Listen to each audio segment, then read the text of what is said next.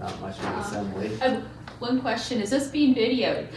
Yeah, I believe so. Yes. Okay. Is it being videoed? Where does that be found at? Oh, Berks Weekly, the website and Facebook page. Okay, COVID-19 emergency declaration. Where's that? Everybody got that? Business management response, township operations.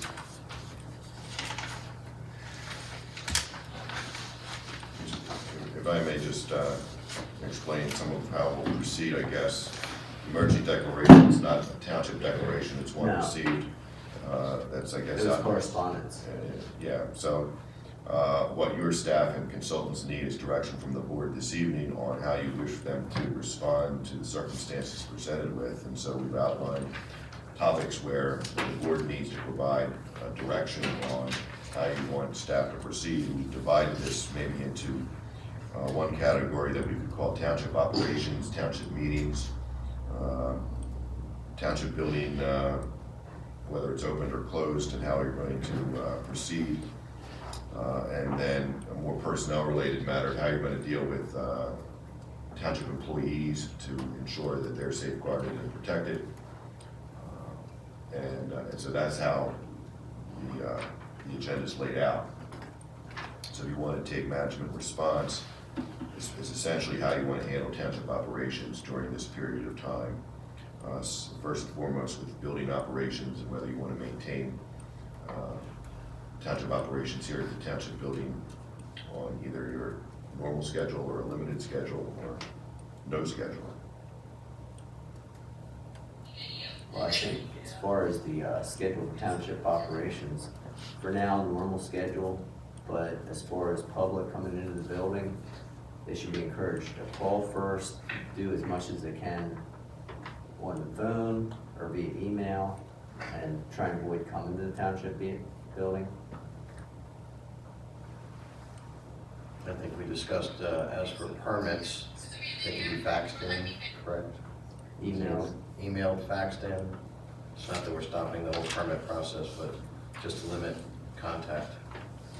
They can mail the checks in, special reasons, can mail the checks in. And any emergencies, obviously dial 911. That's what that's there for. Any catastrophic emergency, we discussed, that we would take other measures. So township staff will be here, but the access to the general public will be closed for the time being. Yes.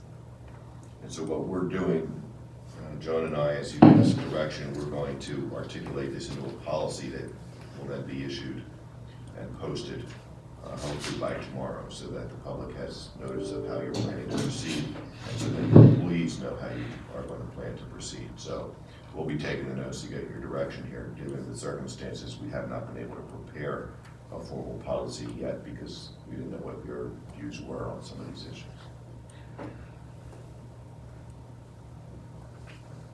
Is that pretty much it for the building and operations here?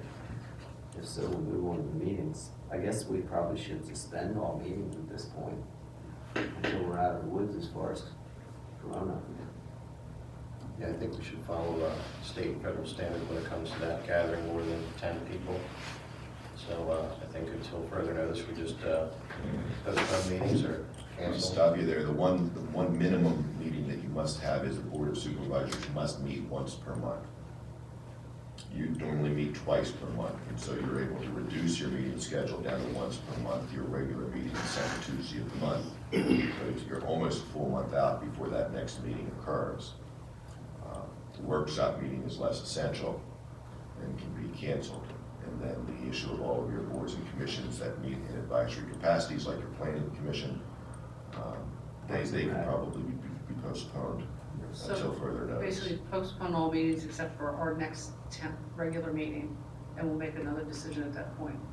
Yes, that's what I'm hearing. The consensus is. Yes. And as far as the public attendance at that meeting, I mean, if this works as far as the live stream, we should encourage people that want to ask questions at the township meeting to email it versus. Yeah, you can't prohibit. I mean, No. the law requires it to be an open meeting, so you Yeah. can't prohibit public from coming. You can certainly discourage them, especially if there's a viable alternative where they're gonna be able to at least observe the meeting take place online. If they've got questions, you can invite them to email the questions in advance. I don't know how many questions, emails could be taken during the meeting, how the technology could be that live or not.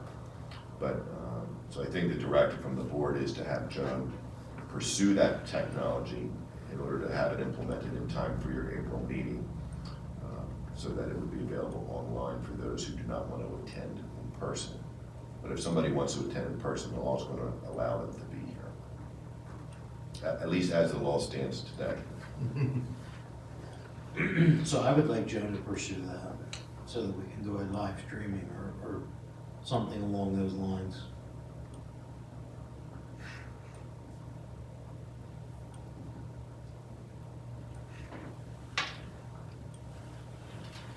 Okay, township employees reporting to work.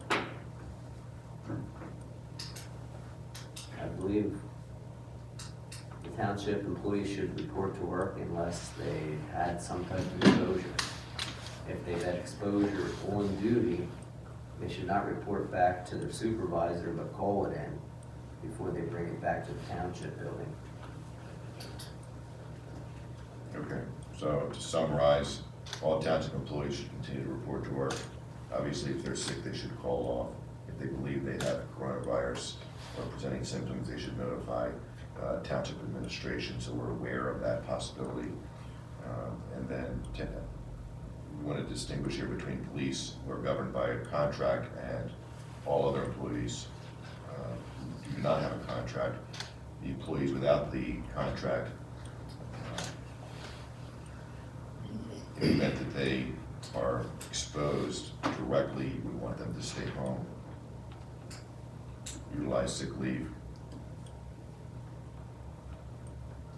and if it's exhausted, the township would be willing to provide additional sick leave, Exactly. so nobody's out of pocket. And with regard to the police, we want me to work with the police association in order to address an approach with them Yes. that is similar in nature. And agreeable to them. Okay. Done and done. Work on that.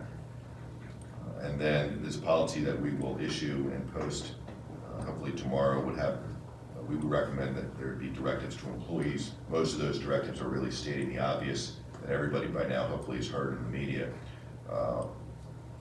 in terms of mitigating the risk of spreading the infection. We will include those, and those would be such things like reminding employees to wash hands with soap and warm water upon entering all township facilities and following all meal breaks, restroom breaks, and as may be necessary.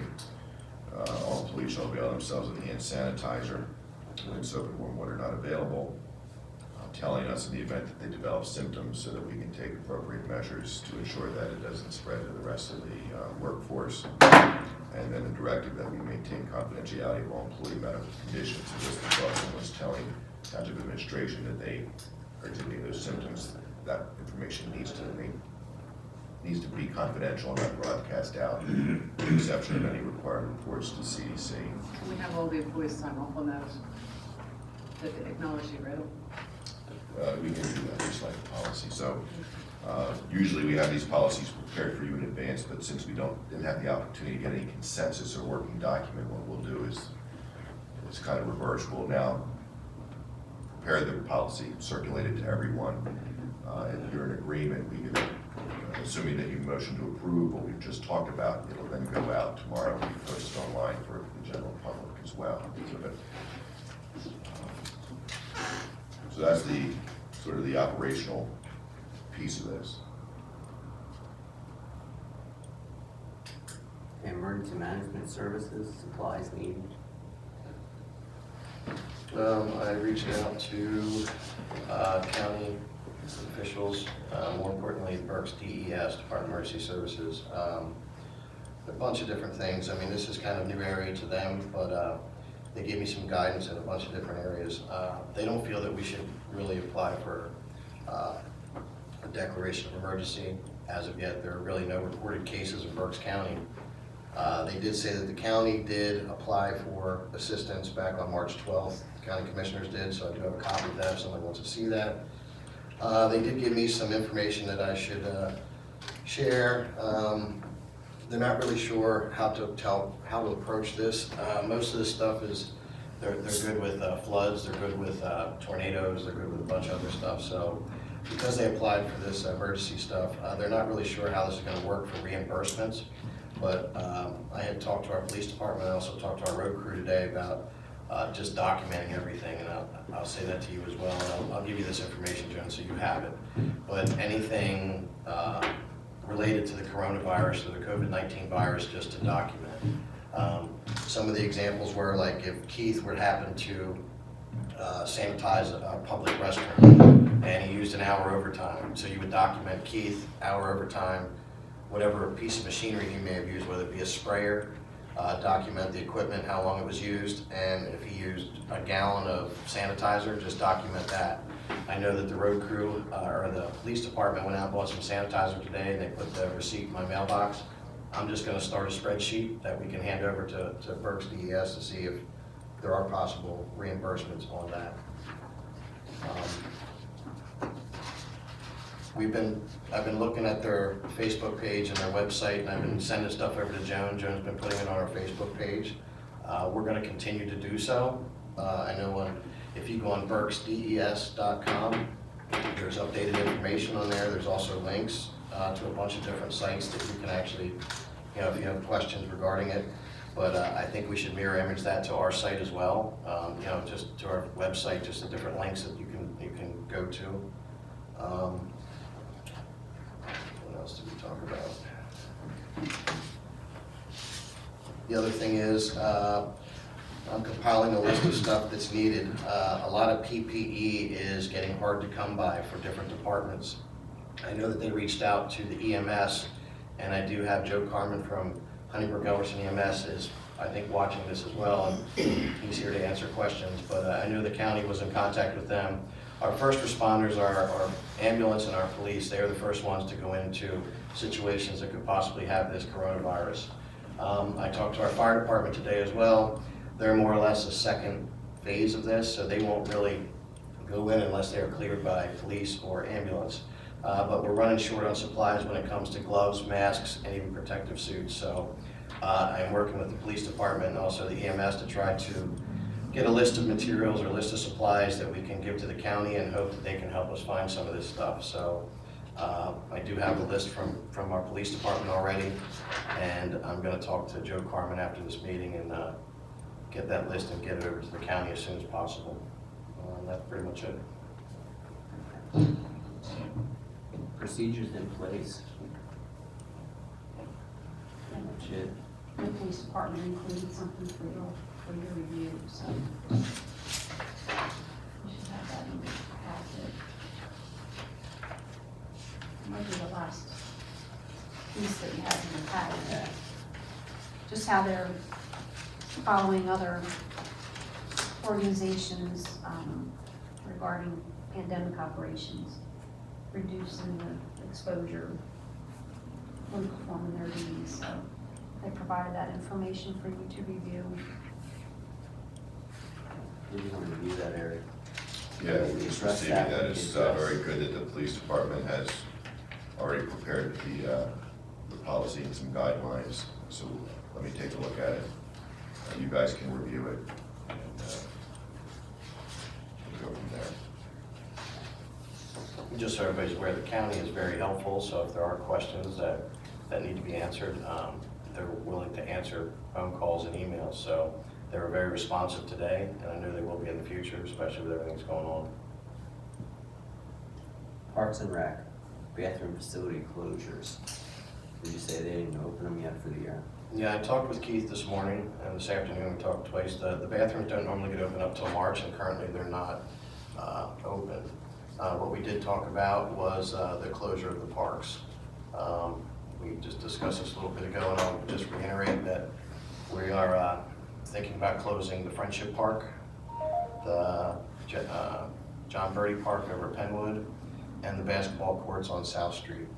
We're going to be putting no trespassing signs up on them. we haven't really talked about enforcing them, but I think we put the trespassing signs up. What we are not gonna close, we will keep open, are gonna be the basketball nets at Highcroft, at Friendship Park parking lot, and at Zach St. Field. We realize that the kids are cooped up for 2 weeks being out of school, so we don't wanna kinda take all their fun away. So, as of right now, we're not gonna do anything with them until we start seeing a big group of kids, 10, 15 kids. If it starts turning an issue, then we'll address that, but right now, we're not Do planning. you want to put a sign up now that limits no more than 10 people on the courts, for example? That might not be a Should bad make it idea. less than that though, actually. I only say 10 because I think that's the threshold. That's the threshold Okay, for this. that's right, Yeah. That's that might discourage, you know, people just on their own if they show up and there's too many people there to turn around and leave. Everybody's okay with that? I'll talk to Keith about getting Okay. signage. We can work on that. Other than that, like I said, the bathrooms aren't really open, so we're good there. Which parks did you say will be closed? It'll be the Friendship Park over here and the Birdie. Park over at Penwood.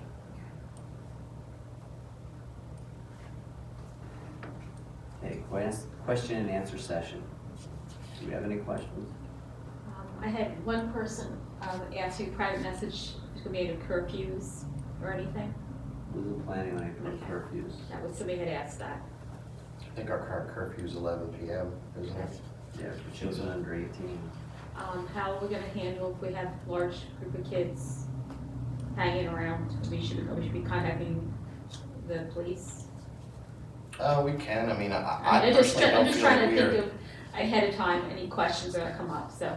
I personally don't feel there'll be citations written. Yeah, I mean, just maybe just call disperse. them and just have them disperse kind Yeah. I of don't thing. foresee people being that careless. I think they're taking Yeah. this pretty seriously. Yeah, well, I mean, I did see a lot of groups of kids at SAC. We're depending at this point on parents having some say-so in the matter Right, and not allowing that to happen with their children, right, because ultimately it will reflect on them. right. If they go to a gathering and there's 30 kids and they get exposed, all 30 of those children are gonna go home and expose all 30 of those families. Right. So I would hope that parents would have, a little bit more control.